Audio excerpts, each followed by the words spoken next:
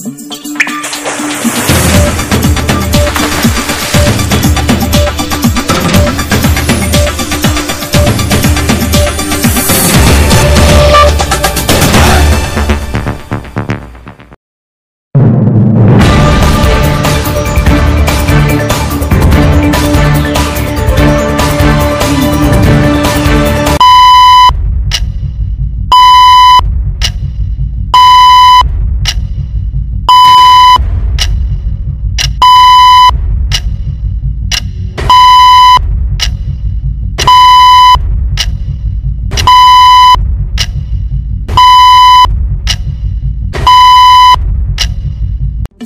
মরণ থাকে থাকবে তবুও তোমরা আন্দোলনে যাও, এমন কথা বলেই দুই ছেলেকে আন্দোলনে পাঠিয়েছিলেন অভিনেতা মনোয়ার হোসেন ডিপজল। বৈষম্য বিরোধী ছাত্র আন্দোলনে নিজের দুই ছেলে সাদমান মনোয়ার অমি ও সামির মনোয়ার অংশ নিয়েছিলেন বলে জানান তিনি। অসুস্থতার কারণে তিনি বাড়িতে থাকলেও দুই ছেলেকে ঠিকই ঠেলে দেন অধিকার আদায়ের লক্ষ্যে। শামিল করেন লাখ লাখ ছাত্র জনতার মিছিলে। শনিবার নিজের ফেসবুক প্রোফাইল থেকে এক ভিডিও বার্তায় এমনটাই জানান তিনি। বলেন, আমার সন্তানেরাও দেশ বাঁচাতে পাশে ছিল। এই ভিডিও বার্তায় নেটিজেনদের প্রশংসায় ভাসছেন এই প্রযোজক ও অভিনেতা। আবু সাইদ, মীর মুগ্ধদের মতো যারা প্রাণ দিয়েছে দেশের জন্য, তাদের প্রতিও শ্রদ্ধা জানান ডিপজল। ছাত্র আন্দোলনের সময় ডিপজলের একটি ব্যানারও মানুষের নজরে এসেছিল। সিনেমাতে ভয়ঙ্কর ভিলেন হলেও বাস্তব জীবনে মানবদরদী হিসেবে খ্যাতি আছে ডিপজলের। তিনি পাশে থাকেন দেশ ও দশের। শিক্ষার্থীদের আন্দোলনেও তিনি পাশে দাঁড়াতে ভুলেননি।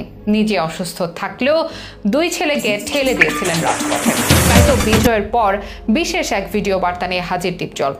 কি বললেন তিনি সেই ভিডিওতে, কেন আন্দোলনে সামিল করেন নিজের দুই ছেলেকে, কতটা ভূমিকা রেখেছিলেন বৈষম্য বিরোধী ছাত্র আন্দোলনে, সেসবের বিস্তারিত থাকছে প্রতিবেদনে।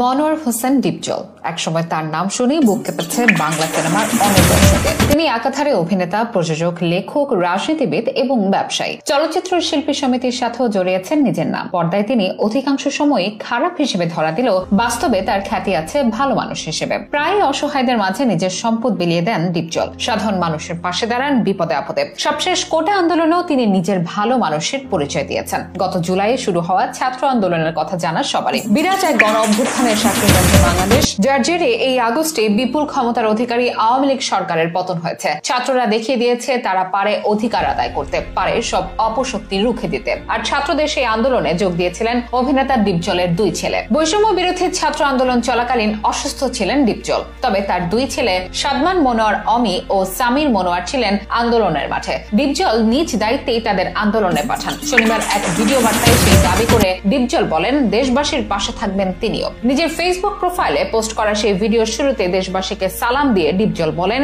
বিগত কয়েকটা দিন অনেক খারাপ ছিল, এখন ইনশাআল্লাহ ভালো অবস্থায় আছে। ছাত্রছাত্রীরা যে যেখানে মারা গিয়েছে বিষয়টি অনেক বেদনার। আমার দুই ছেলেও আপনাদের পাশে ছিল। আমি বলেছি তোমরা যাও, কোনো অসুবিধা নাই, যদি মরণ থাকে থাকবে, হয়তো আপনারা চেনেন না ওদের। মাঝে কিছু সময় অসুস্থ ছিলেন জানিয়ে এই অভিনেতা বলেন, আমি মাঝখানে অসুস্থ ছিলাম, চোখের সমস্যা ছিল, এখন ভালোর দিকে, আপনাদের দোয়ায়। আপনারা যে যেখানে থাকেন ভালো থাকবেন, দেশের জন্য কাজ করেন, দেশকে অবশ্যই ভালোবাসবেন, আপনাদের পাশে আমি আছি, থাকবো। এর আগে আওয়ামী লীগ সরকারের পতনের পর সামাজিক যোগাযোগ মাধ্যমে ডিপজলের একটি ব্যানার মানুষের নজরে এসেছিল। মানুষের নিরাপত্তার ব্যাপারে নির্দেশিত সেই ব্যানার অনেকের প্রশংসাও করেছিল। এদিকে শনিবারে সেই ভিডিও বার্তার ক্যাপশনে শহীদদের প্রতি শ্রদ্ধা জানান ডিপজল। সবাইকে সালাম দিয়ে তিনি লিখেন, আশা করি আপনারা সবাই ভালো আছেন। দেশের জন্য যারা প্রাণ দিয়েছে তাদের ঋণ আমরা শোধ করতে পারবো না। সকল শহীদদের প্রতি বিনম্র শ্রদ্ধা ও গভীর ভালোবাসা রইল। ডিপজলের এমন মনোভাব সকলের প্রশংসা কুড়াচ্ছে। ডিপজলের দুই ছেলেকেও অনেকে ধন্যবাদ জানাচ্ছেন আন্দোলনে সামিল হওয়ার জন্য। জানিয়ে রাখি, আগামী 23শে আগস্ট মুক্তি পেতে যাচ্ছে ডিপজলের নতুন সিনেমা অমানুষ হলো মানুষ। নিজের ভেরিফাইড ফেসবুক পেজে পোস্ট দিয়ে ছবি মুক্তির খবরটি নিশ্চিত করেছেন তিনি।